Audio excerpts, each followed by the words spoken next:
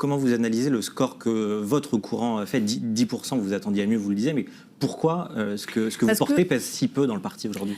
Déjà, je n'ai pas pu le porter, en fait. C'est quand même le sujet, c'est que là, tout débat a été empêché. C'est-à-dire qu'il n'y a pas eu de débat, il y en a eu un tout à fait à la fin, sur le site du Congrès, où il fallait cliquer 4 fois, avoir 2 codes, etc. Enfin, bon, autant dire qu'il n'y avait pas de débat.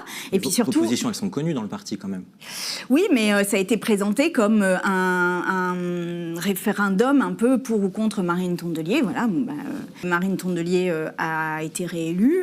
Je salue cette réélection, mais je pense que ça pose quand même une petite question sur la manière dont...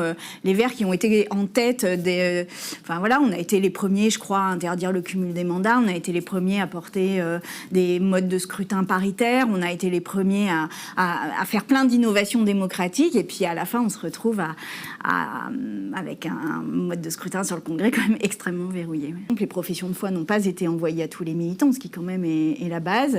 Moi, je trouve qu'il est aussi... étonnant qu'il n'y ait pas de scrutateurs au moment de l'ouverture des votes. Voilà, je soupçonne personne de rien, mais je me dis quand même, dans un parti qui se revendique d'une 6e République, qui dénonce la personnification à outrance, peut-être qu'on aurait quand même quelque chose à réfléchir sur notre adéquation avec les propositions que nous faisons au niveau national.